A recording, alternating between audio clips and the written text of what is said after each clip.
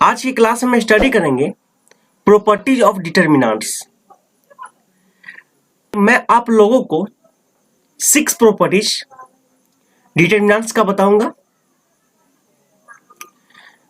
और उस 6 प्रॉपर्टीज पे आप किसी भी बुक से क्वेश्चन कर सकते हैं। तो सबसे पहला प्रॉपर्टीज है the value of determinant remains unchanged if its row and columns are interchanged। पहला प्रॉपर्टीज का कहने का मतलब है कि किसी भी डिटर्मिनेंट्स का अगर रो को कॉलम बना दिया जाए और कॉलम को रो बना दिया जाए, जैसा कि आपने ट्रांसपोज में पढ़ा है, तो उसके डिटर्मिनेंट्स वैल्यू में कोई चेंज नहीं होता है। अगर कोई डिटर्मिनेंट्स है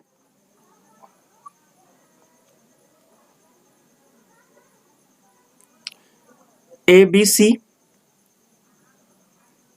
डी ई एफ और जी एच आई,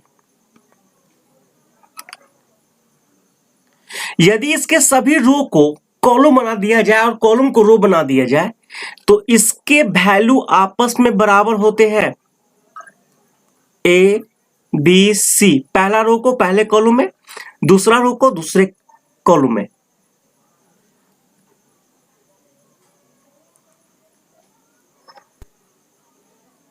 और जी एच आई, तो इसके वैल्यू में कोई फर्क नहीं पड़ता है।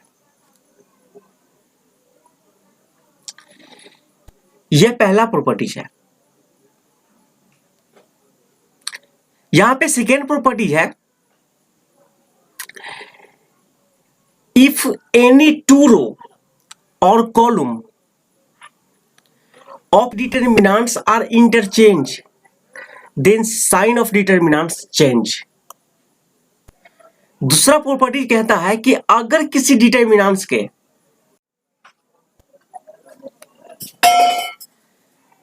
इसके कोई दो रो या कॉलम को चेंज कर दिया जाए, यानी पहला रो को तीसरा रो और तीसरा रो को पहला रो बना दिया जाए, तो इसके वैल्यू में कोई फर्क नहीं पड़ता है, बल्कि इसके वैल्यू निगेटिव आ जाते हैं। यानी अगर हम यहां अप्लाई करें, फर्स्ट रो को R1 को चेंज कर दे R3 में और R3 को चेंज कर दे R1 में, तो यहां डिटर्मिनेंट्स के वैल्यू के से पहले आपको एक निगेटिव साइन लगाना होगा। यानी यहां पे आ जाएगा GHI और यहां पे आप DEF, इसमें कोई चेंजिंग नहीं होगा, और यहां पे ABC, इसके वैल्यू में कोई चेंजिंग नहीं होगा, बल्कि इससे पहले आपको एक निगेटिव साइन लगाना होगा। तीसरा प्रॉपर्टीज क्या कहता है, और ये तीसरा प्रॉपर्टीज काफी इंपॉर्टेंट है।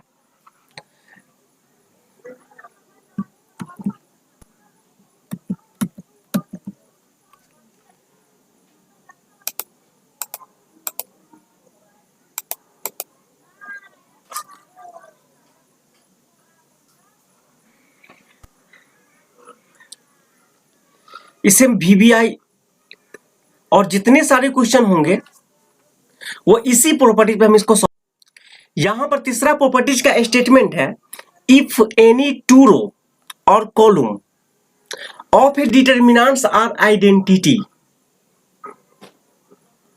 And all elements of any row और column are zero, then value of determinants is zero.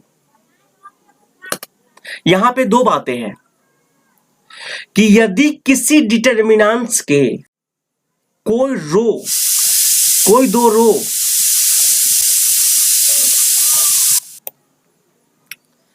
यदि किसी डिटर्मिनेंट्स के कोई दो रो या कॉलम अगर आइडेंटिटी होंगे, यानी एक डिटरमिनेंट्स है, इसका पहला रो है ए बी सी, दूसरा है डी ई एफ और फिर है ए बी सी।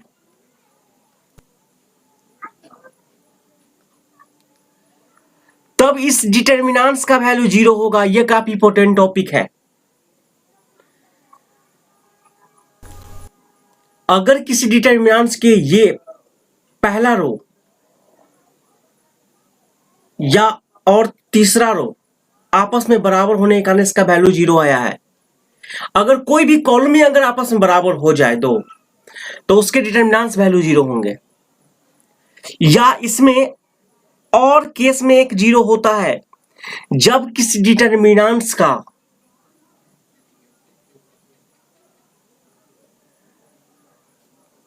कि किसी रो या किसी कॉलम का ऑल एलिमेंट 0 हो, किसी एक रो या किसी एक कॉलम का ऑल एलिमेंट 0 हो, तो उस डिटरमिनेंट्स का भी वैल्यू 0 होता है। जैसे अगर 0 0 0 ए बी सी और डी ई एफ पहला रो का 0 था, इसलिए डिटरमिनेंट को वैल्यू, और यहां पे R1 इक्वल टू R3 होने के कारण यहाँ पे 0 हो गया।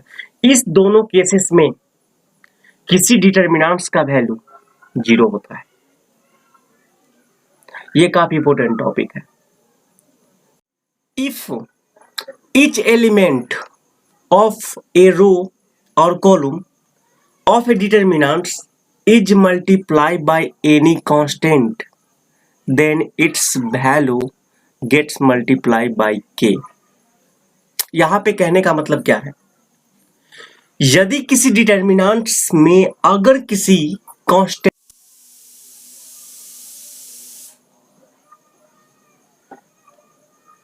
यदि किसी डिटरमिनेंट्स में फोर्थ प्रॉपर्टी में कि किसी डिटरमिनेंट्स के किसी स्केलर या कांस्टेंट से गुणा किया जाए, तो उसके किसी एक रो या कॉलम के और सभी एलिमेंट्स में मल्टीप्लाई होता है। जैसे ये कोई डिटरमिनेंट्स है, अगर इस डिटरमिनेंट्स में हम k से मल्टीप्लाई कर दिए तो उसके रो या कॉलम में मल्टीप्लाई होगा। लेकिन यहां पे आप k का वैल्यू 0 नहीं हो सकता है, आप 0 से मल्टीप्लाई नहीं कर सकते हो। 0 को छोड़कर आप किसी रो के साथ कर सकते हैं, जैसे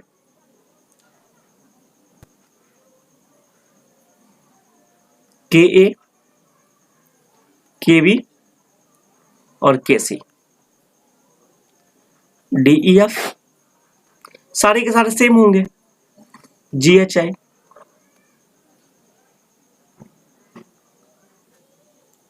आप यहां पे C1 goes to C2 goes to KC2 भी कर सकते हैं। तो यहां पे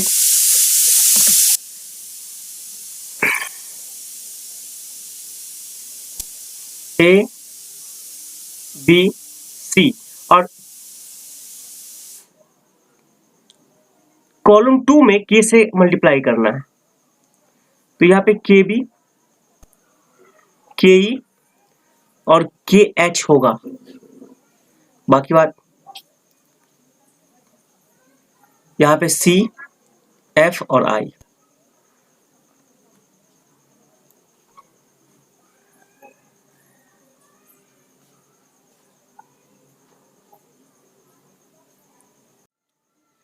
If sum or all element of a row or column of a determinants are expressed as sum of two row or more term, then determinants can be expressed as sum of two determinants। इस पांचवा properties का मतलब है कि यदि किसी determinants के कोई रो या कॉलम अगर सम के फॉर्म में हो, जैसे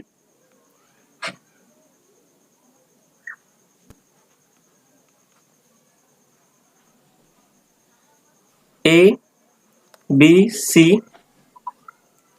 D E F G plus H I plus J J plus K, तो ये डिटर्मिनेंट्स अलग अलग हो जाएंगे। यानी हम यहाँ पे A B C D E F और पहला में G I J,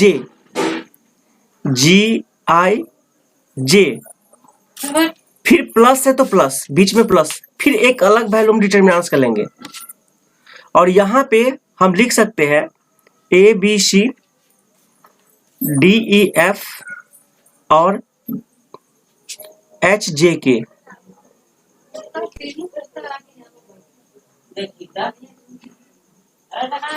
ऐसे ये काफी सिंपल प्रॉपर्टी है।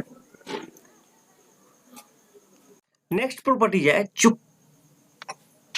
6, ये काफी इंपोर्टेंट टॉपिक है, VBI।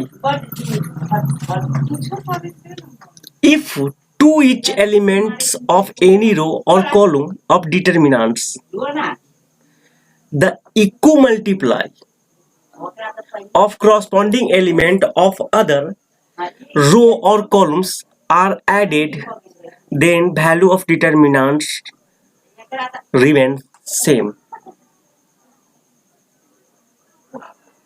या दूसरे वर्ड्स में कह सकते हैं the value of determinants remain same if we apply. यानी अब इसको हम समझते हैं, ये काफी इंपोर्टेंट है, इसको समझना बहुत जरूरी है।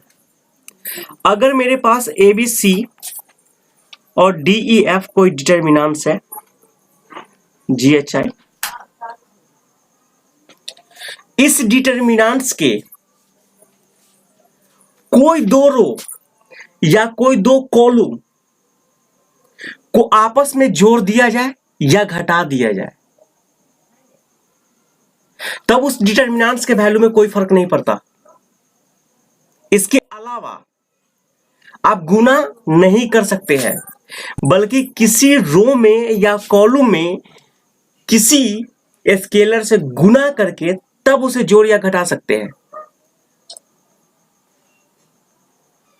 जैसे हम यहां पे अप्लाई करें R1 goes to R1 plus KR2, यानी R1 को इंटरचेंज करना है R1 plus 1 goes to R1 plus 2R2। यहां पे R1 के साथ ऑपरेशन करना है,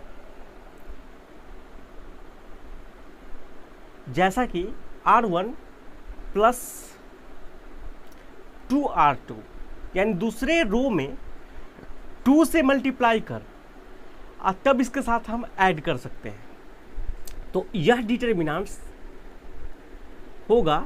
अब यह पहला रो है, जबकि सेकेंड रो में 2 से मल्टीप्लाई करना है। जैसे इसमें 2 से मल्टीप्लाई करेंगे तो 2D 2E 2F, तो और यहां पे R1 के साथ ऐड भी करना है, तो यहां A plus 2D, B plus 2E और C प्लस 2D।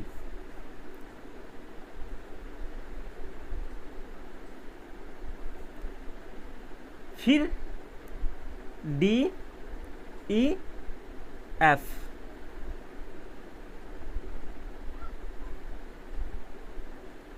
GHI। इस तरीके से हम किसी रो को किसी रो के साथ जोड़ सकते हैं, घटा सकते हैं, गुना और भाग नहीं कर सकते हैं। हाँ, किसी रो में किसी स्केलर से गुना करने के बाद तब हम उसे जोड़ सकते हैं या घटा सकते हैं। यही है ऑपरेशन। यह ऑपरेशन हम कुछ प्रॉब्लम को सॉल्व करके बताने जा रहे हैं। हम लोग सॉल्व कर रहे हैं NCERT एक्सरसाइज 4.2। इसमें जितने भी क्वेश्चन पूछे जाते हैं वो प्रॉपर्टीज पे ही पूछे जाते हैं। तो आपको किस तरीका से प्रॉपर्टी अप्लाई करना है उसके सारे हिंट्स हम यहां पे दे रहे हैं।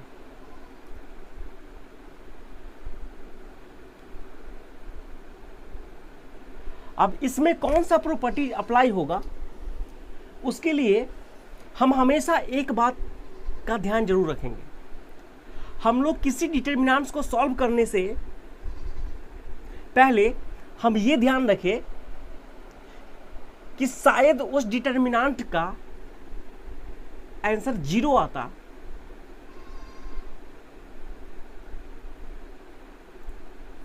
कि उस डिटरमिनेंट का वैल्यू 0 आने चाहिए। हम हमेशा यही सोचेंगे।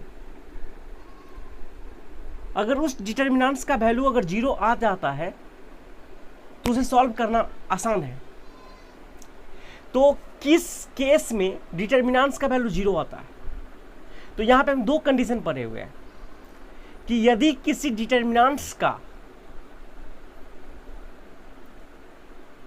ऑल एलिमेंट,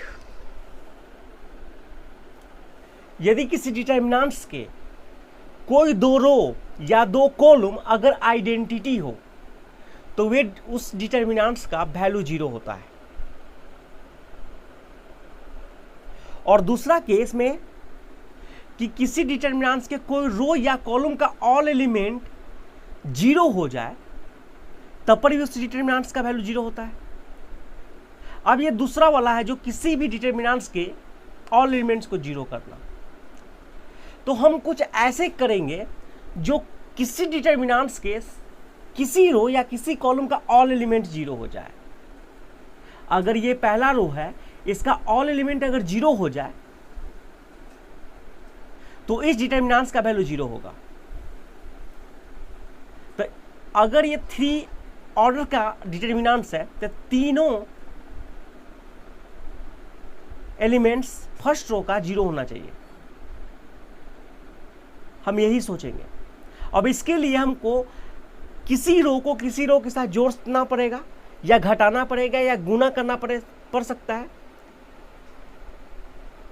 या कोई भी ऑपरेशन लगाना पड़ सकता है। अगर 3 0 नहीं होते हैं तो कोई 2 0 होना चाहिए। हम हमेशा सोचेंगे कि तीनों 0 हो जाए, या तीनों 0 ना हो तो कम से कम 2 0 हो जाए, और 2 0 ना हो तो कम से कम एक भी 0 हो जाए। इसे पता है क्या होता है कि किसी डिटरमिनेंट्स को सॉल्व करना काफी आसान हो जाता है। और जब एक भी 0 नहीं हो तो जैसे आप डिटरमिनेंट्स को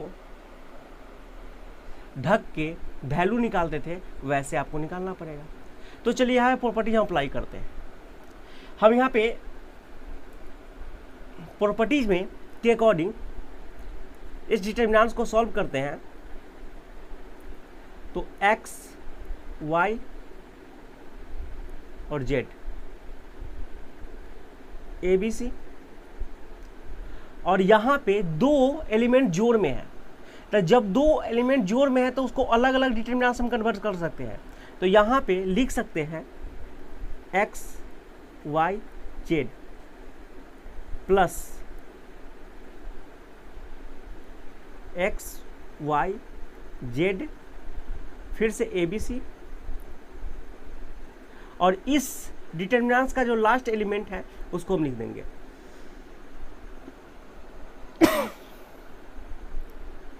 A, B और C। अब इस डिटरमिनेंट्स के पहला कॉलम और थर्ड कॉलम इक्वल है, तो C1 इक्वल टू C3, और यहां पे C2 इक्वल टू C3। और जब 2 डिटरमिनेंट्स के कोई रो या कॉलम आपस में बराबर, उसका वैल्यू कितने होते हैं? 0 होते हैं। तो 0 + 0, तो इस डिटरमिनेंट्स का वैल्यू 0। अगर ये क्वेश्चन आप सॉल्व करते हैं तो आपको इस टाइप का बहुत सारे क्वेश्चन होगा जिसको आप आसानी से सॉल्व कर पाएंगे। तो इसके लिए हम क्या करते हैं कि हम इसमें कौन सा प्रॉपर्टीज लगावे जो ये सॉल्व हो जाए। तो हम किसी भी क्वेश्चन को देख के यही सोचेंगे कि मेरा ऑल एलिमेंट जीरो हो जाए, किसी रो का या किसी कॉलम का ऑल एलिमेंट जीरो हो जाए, या 3 नहीं हो तो 2 हो जाए, 2 नहीं हो तो 1 हो जाए। अब इसके लिए ये डायरेक्ट जीरो नहीं होगा, आपको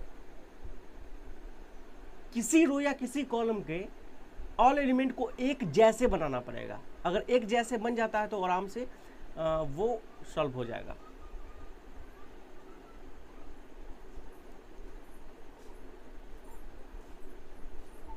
अब इसमें हम अप्लाई करते हैं, जैसे हमको यहां पे प्रूफ करना है x माइनस वाई, तो हम ये पहला रो को दूसरे रो के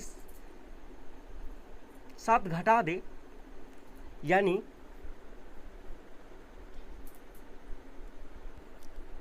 R1 goes to R1 minus R2 और R2 goes to R2 minus R3। यहाँ पे R3 को चेंज नहीं कर सकते क्योंकि R3 को किसके साथ चेंज करेंगे, R1 के साथ या R2 के साथ। लेकिन R1 और R2 यहाँ पे ऑलरेडी चेंज हो चुका है, तो R3 को हम कोई चेंज करने की कोई ज़रूरत नहीं है। तो यहाँ पे हम इसको आगे सोल्यूशन करते हैं, तो इस x में से पहला रो में से दूसरा रो घट जाएगा, तो यहाँ पे x माइनस वाई होगा, यहाँ पे X square minus Y square होगा। अब X square minus Y square को x plus Y into X minus Y लिख सकते हैं। A square minus B square का फॉर्मूला होता है ना, A plus B into A minus B. तो इसके according x plus Y into X minus Y.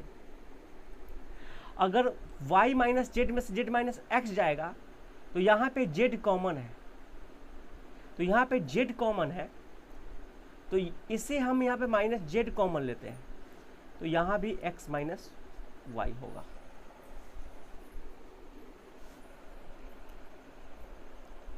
यहाँ पे जैसे z कॉमन ले लेंगे तो y माइनस एक्स होगा, लेकिन हमको x माइनस वाई लाने के लिए हम माइनस जेड कॉमन ले लिए हैं।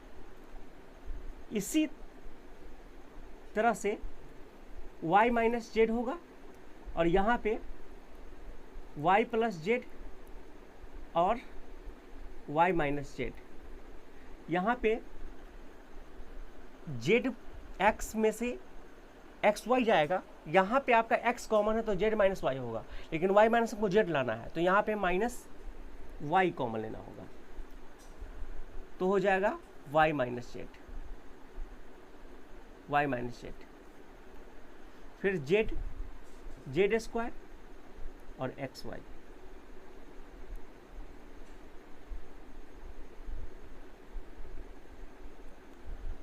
अब हम यहाँ पे हम R1 से x माइनस वाई कॉमन ले सकते हैं और R2 से y माइनस जेड कॉमन ले सकते हैं। तो take common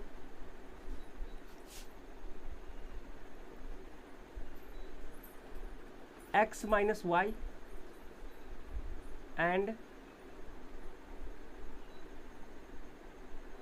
y minus z from R1 and R2। तो यहाँ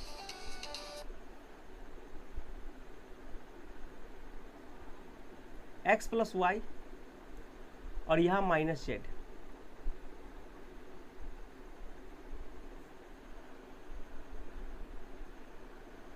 यहाँ पे 1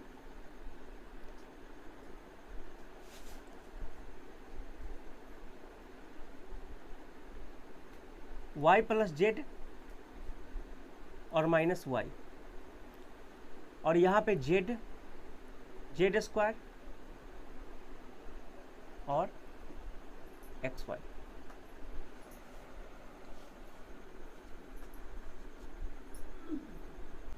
अब यहाँ पे आपको R1 में से R2 घटा करके इसका डिटर्मिनेंट्स वैल्यू अगर निकालेंगे, अगर इसको कैलकुलेशन करते हैं तो ये प्रूफ हो जाएगा। अगर आपसे प्रूफ नहीं होता है तो आप हमें कमेंट बॉक्स में लिखिए, हम इसे एनसीईआरटी के सारे सॉल्यूशन को सॉल्व करेंगे।